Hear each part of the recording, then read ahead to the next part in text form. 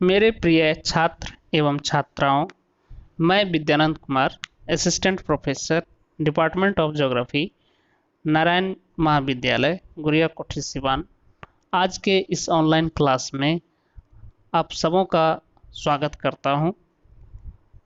छात्रों, आज मैं आपके लिए बीए पार्ट 1 ज्योग्राफी ऑनर्स का पेपर फर्स्ट का यूनिट 5 से एक टॉपिक उठाकर लाया हूं। यह टॉपिक जो है वह आपका अटलांटिक महासागर के नितल का उच्चावच ये टॉपिक है। इसमें एक और टॉपिक है आपका हिंद महासागर के नितल का उच्चावच। आपके परीक्षा में इन दोनों से एक प्रश्न पूछा जाता है। इन दोनों महासागर के नितल से कोई न कोई एक प्रश्न संभावित रहता है पूछने के लिए। तो आज जो मैं चर्चा करूंगा वो अटलांटिक महासागर या अटलांटिक महासागर को ही हिंदी में आंध्र महासागर कहा जाता है। जैसे हिंद महासागर को इंग्लिश में इंडियन ओशन कहा जाता है, उसी तरह से अटलांटिक महासागर को हिंदी में आंध्र महासागर कहा जाता है। तो यहाँ पर जो मैं आपसे चर्चा करूँगा अटलांटिक महासागर के नितल का उच्चावच का चर्चा करूँगा, लेकिन यह टॉपिक लंबा होने के कारण मैं इसे 2 ऑनलाइन लेक्चर क्लास लूँगा। तो आज का जो ऑनलाइन क्लास होगा इसमें अटलांटिक महासागर के नितल का उच्चावच के बारे में जो भी मैं बताऊंगा उसका पहले चर्चा कर लूं। इसमें आपको इसका जो परिचय है वो बताऊंगा और इसका महाद्वीपीय मग्न तट और मध्य अटलांटिक कटक का मैं आज चर्चा करूंगा। ऐसे तो इसका नितल का जो उच्चावच है उसकी जो चर्चा जब मैं करने लगूंगा तो इसका 4 भाग में इसको बांट करके चर्चा होगा, लेकिन आज का इस क्लास में आपको मैं 2 ही इसके उच्चावच का चर्चा करूंगा, एक महाद्वीपीय मग्न तट का और दूसरा मध्य अटलांटिक कटक का। अब यहाँ सवाल ये उठता है कि परीक्षा में प्रश्न किस तरह से पूछता है, क्योंकि आप लोगों को अक्सर यह संशय बना रहता है कि परीक्षा में प्रश्न कैसे पूछेगा। तो वह पहले चर्चा करना उचित समझता हूँ। परीक्षा में आपको पूछा जाता है कि अटलांटिक महासागर के नितल के उच्चावच का वर्णन करें, या फिर इस क्वेश्चन को दूसरे रूप में पूछ सकता है आंध्र महासागर नितल के उच्चावच का उल्लेख करें। और इसी से मिलता जुलता जो क्वेश्चन अल्टरनेटिव पूछता है आंध्र महासागर या हिंद महासागर, दोनों में से एक जो अल्टरनेटिव पूछता है, तो हिंद महासागर के साथ भी इसी तरह का प्रश्न रहता है, हिंद महासागर के नितल के उच्चावच का उल्लेख करें। या फिर इस क्वेश्चन को दूसरे रूप में जैसे पूछता है आपको हिंद महासागर के नितल में पाए जाने वाले उच्चावच का उल्लेख करें या वर्णन करें, तो उसकी भी क्लास होगी आपका। पहले आंध्र महासागर या अटलांटिक महासागर के नितल के उच्चावच के बारे में आप जान लेंगे। जब यह क्लास कंप्लीट हो जाएगा या 2 भाग में जब होगा आपका, तो पहला भाग आज होगा, इसके बाद फिर मैं दूसरे भाग को भी फिर आपको बताऊंगा इसी का, तब ये कंप्लीट हो जाएगा। उसके बाद तब हिंद महासागर के बारे में चर्चा होगा, हिंद महासागर के उच्चावच के बारे में चर्चा होगा। तो आइए लौट करके आज का जो मेरा टॉपिक है उस टॉपिक पर हम चर्चा करें कि आंध्र महासागर के नितल के बारे में जानने से पहले आंध्र महासागर के बारे में कुछ संक्षिप्त जानकारी ले लें।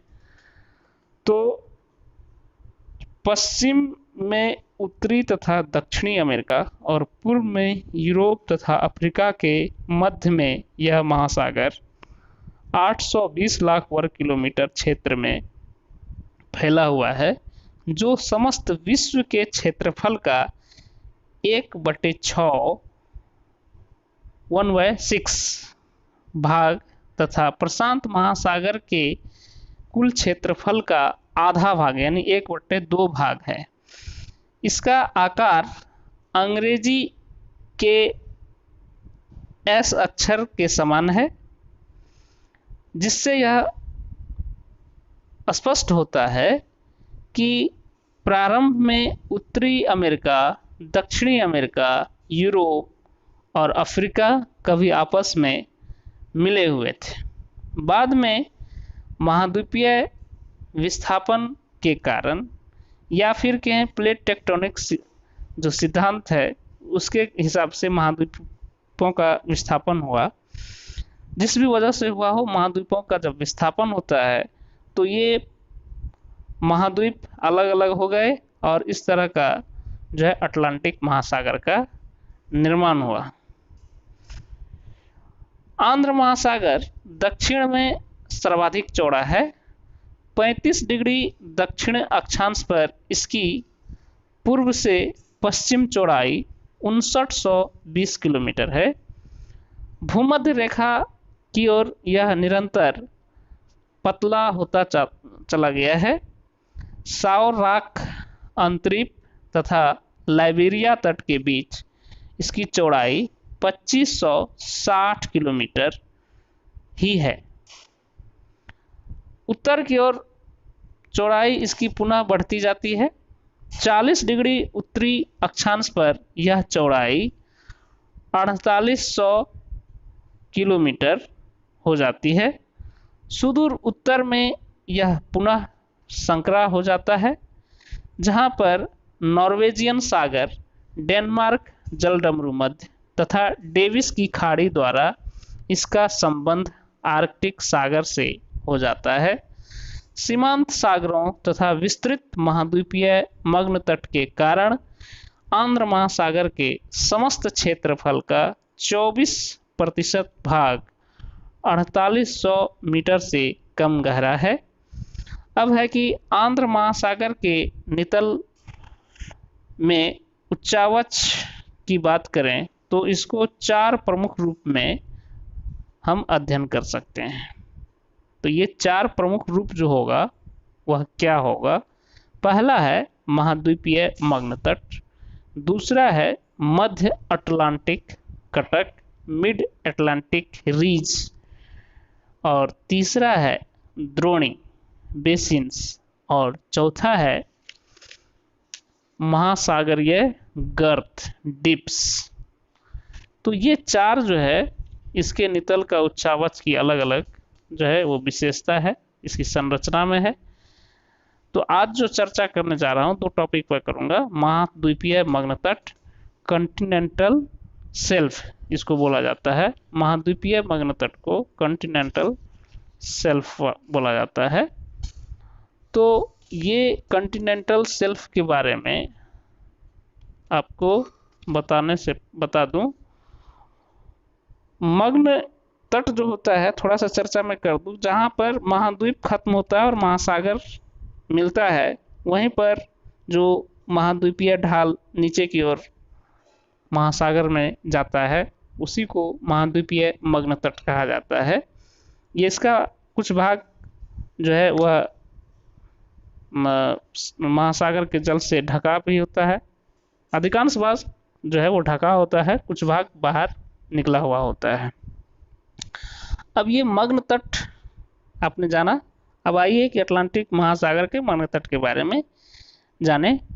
तो मग्न तट आंध्र महासागर के दोनों तटों पर पर्याप्त विस्तृत है। कहीं पर इनकी चौड़ाई 80 किलोमीटर से अधिक हो जाती है, तो कहीं पर यह 2 से 4 किलोमीटर ही रह जाती है। उदाहरण के लिए बिस्के की खाड़ी से उत्तमासा अंतरीप यानी कैप ऑफ गुड होप के बीच अफ्रीका का मग्न तट तथा 5 डिग्री दक्षिण से 10 डिग्री दक्षिण अक्षांश के बीच ब्राजील का मग्न तट संकरा हो गया है। इसके विपरीत उत्तरी अमेरिका के उत्तरी पूर्वी भाग तथा उत्तरी पश्चिमी यूरोप के मग्न तट 240 से 400 किलोमीटर तक चौड़े हैं।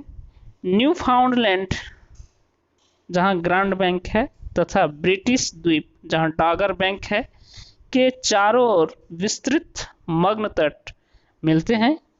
ग्रीनलैंड तथा आइसलैंड के मग्न तट भी चौड़े हैं। दक्षिणी अटलांटिक महासागर में बाहिया ब्लैंका तथा अंटार्कटिका के बीच चौड़े मग्न तट मिलते हैं।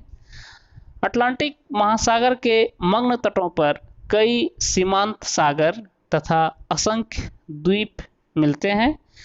मग्न तट स्थित सीमांत सागरों में हडसन की खाड़ी, बाल्टिक सागर, उत्तरी सागर, डेविस जलडमरू मध्य, डेनमार्क जलडमरू मध्य आदि प्रमुख हैं। अटलांटिक महासागर के आंतरिक सागरों में कैरिबियन सागर तथा भूमध्य सागर प्रमुख है। मग्न तट स्थित द्वीपों में ब्रिटिश द्वीप, न्यूफाउंडलैंड, पश्चिमी द्वीप समूह, चाप, Iceland, Bermuda, Saint Helena, Trinidad, Falkland, Shetland, दक्षिण Orkneys, Georgia, Sandwich, Canary, Cape Verde आदि प्रमुख हैं। तो ये इनका अटलांटिक महासागर का महाद्वीपीय मग्न तट के बारे में मैं बताया। अब जो इसका मैं बताऊंगा वो है मध्य अटलांटिक कटक, मिड अटलांटिक रीच। तो मध्य अटलांटिक कटक जो है उत्तर में आइसलैंड से दक्षिण में बोवेट द्वीप तक एस अक्षर के आकार में 14,400 किलोमीटर की लंबाई में फैला है तथा कहीं भी सागर तल से 4,000 मीटर से नीचे नहीं जाता है।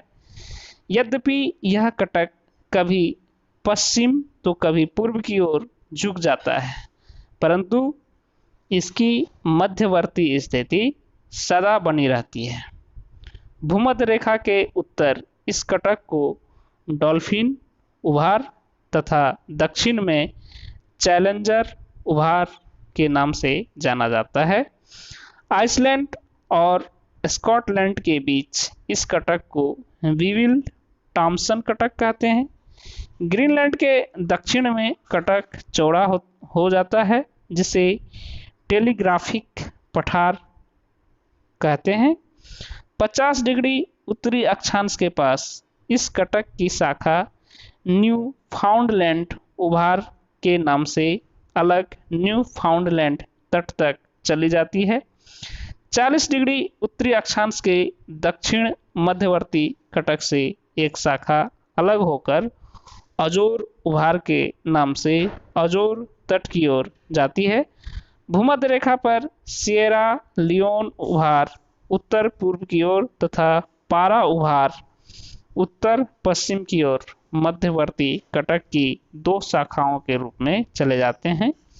40 डिग्री दक्षिणी अक्षांश के पास इस कटक की एक शाखा वॉल्विस कटक अफ्रीका के मग्न तट की ओर तथा दूसरी शाखा रायो ग्रैंडी उभार के नाम से दक्षिणी अमेरिका की ओर उन्मुख हो जाती है।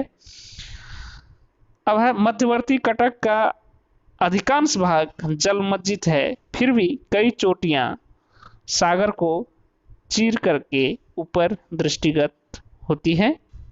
ओजोर्स का पीको द्वीप सर्वोच्च है जो सागर तल से 7,000 से 8,000 फीट ऊपर उठा हुआ है। तो छात्रों, आज मैं आपको बताया कि आंध्र महासागर के नितल का उच्चावच के बारे में चर्चा करते हुए सबसे पहले आंध्र महासागर का आपको सामान्य परिचय दिया, फिर आपको इसके 4 प्रमुख नितल जो के उच्चावच की जो विशेषता है उसमें एक बताया महाद्वीपीय मग्न तट और दूसरा बताया आपको मध्य अटलांटिक कटक के बारे में चर्चा किया। तो उम्मीद करता हूं छात्रों कि आज का जो क्लास हुआ इस क्लास से आप भलीभांति लाभान्वित हुए होंगे, आप इसको समझ गए होंगे और आप इसको जो है एक नोट्स के रूप में तैयार करेंगे और जो भी संशय होगा वो आप या तो कमेंट बॉक्स में लिखेंगे या फिर मुझे पर्सनल व्हाट्सएप नंबर पर जो है मैसेज करेंगे, तो मैं इस डाउट को क्लियर करूँगा। तो आज के लिए इतना ही, मिलता हूँ फिर इसके अगले भाग को लेकर के। तब तक के लिए स्वाध्याय करते रहिए और घर में सावधानी से रहिए, सतर्क रहिए, और मिलता हूँ। तब तक के लिए धन्यवाद।